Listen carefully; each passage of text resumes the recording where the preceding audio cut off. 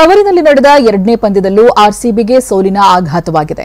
RCB ಅಂದ್ರೇನೆ ಜೀವ ಪ್ರಾಣ ಅಂತ ನಟ ಶಿವಣ್ಣ ಹೇಳಿದ್ದಾರೆ.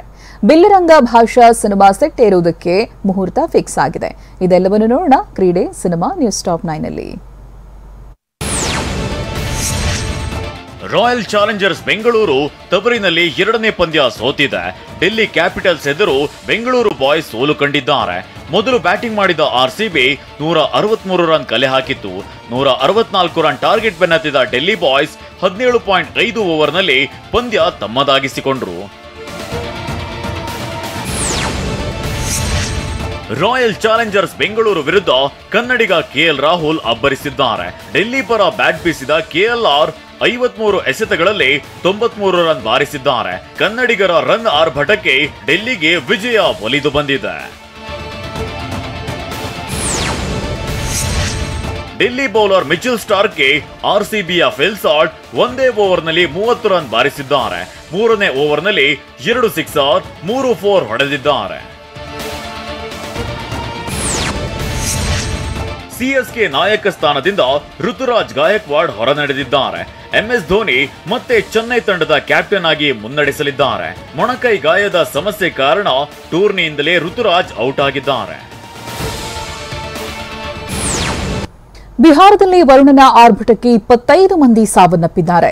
ರಾಷ್ಟ್ರ ರಾಜಧಾನಿ ದೆಹಲಿಯಲ್ಲಿ ಇದ್ದಕ್ಕಿದ್ದಂತೆ ಹವಾಮಾನ ಬದಲಾವಣೆಯಾಗಿದೆ. ಮ್ಯಾನ್ಮಾರ್ ಭೂಕಂಪ ಪ್ರದೇಶದಲ್ಲಿ ಸಿಲುಕಿರೋರ ಹುಡುಕಾಟಕ್ಕೆ ರೋಬೋ ಡಾಗ್ ಎಂಟ್ರಿ ಕೊಟ್ಟಿದೆ. ಇದೆಲ್ಲವನ್ನು ನೋಡೋಣ ದೇಶ ವಿದೇಶ ನ್ಯೂಸ್ ಟಾಪ್ 9 ನಲ್ಲಿ. ಬಿಹಾರದಲ್ಲಿ ಭಾರೀ ಮಳೆ ಬಿರುಗಾಳಿಯಿಂದಾಗಿ ಹಲವಾರು ಕಡೆಗಳಲ್ಲಿ ಭಾರೀ ಜೀವಹಾನಿಯಾಗಿದೆ. ಬಿಹಾರದ ನಳಂದಾ ಜಿಲ್ಲೆಯಲ್ಲಿ ಸಂಭವಿಸಿದ ದುರ್ಘಟನೆಯಲ್ಲಿ 25ಕ್ಕೂ ಹೆಚ್ಚು ಜನರು ಸಾವನ್ನಪ್ಪಿದ್ದು ಹಲವಾರು ಜನರು ಗಾಯಗೊಂಡಿದ್ದಾರೆ. ಇನ್ನುಳಿದ ಪ್ರದೇಶಗಳಲ್ಲಿ ಅಪಾರ ಆಸ್ತಿಗೆ ಹಾನಿಯಾಗಿದೆ. ರಾಷ್ಟ್ರ ರಾಜಧಾನಿ ದೆಹಲಿ ಹಾಗೂ ಎನ್ಸಿಆರ್ನಲ್ಲಿ ಇದ್ದಕ್ಕಿದ್ದಂತೆ ಹವಾಮಾನದಲ್ಲಿ ಭಾರೀ ಬದಲಾವಣೆಯಾಗಿದೆ.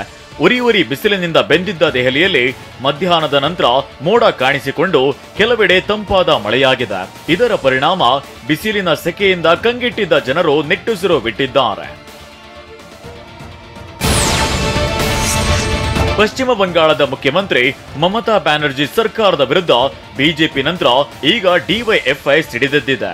25,000 ಶಿಕ್ಷಕರನ್ನ ಸುಪ್ರೀಂ ಕೋರ್ಟ್ ವಜಾ ಮಾಡಿದ್ದನ್ನ ಪ್ರತಿಭಟಿಸಿ ನೂರಾರು ಡಿವೈಎಫ್ಐ ಕಾರ್ಯಕರ್ತರು ಹೌರಾದಲ್ಲಿ ಪ್ರತಿಭಟನೆ ನಡೆಸಿದ್ರು. ಪ್ರತಿಭಟನೆ ಉಗ್ರವಾದಾಗ ಪೊಲೀಸರು ಮಧ್ಯಪ್ರವೇಶಿಸಿ ಕೆಲ ಕಾರ್ಯಕರ್ತರನ್ನ ವಶಕ್ಕೆ ಪಡೆದ್ರು. ಟಿಬೆಟ್ನ ಧರ್ಮಗುರು ದಲೈ ಲಾಮಾ 90ನೇ ಹುಟ್ಟುಹಬ್ಬದ ಸಂಭ್ರಮದಲ್ಲಿದ್ದಾರೆ. ಹೀಗಾಗಿ ಹಿಮಾಚಲ ಪ್ರದೇಶದಲ್ಲಿರುವ ಧರ್ಮಸಾಲಾದಲ್ಲಿರುವ ಲಾಮಾ ದೇವಾಲಯದಲ್ಲಿ ವಿಶೇಷ ಪ್ರಾರ್ಥನೆ ಸಲ್ಲಿಸಲಾಯಿತು.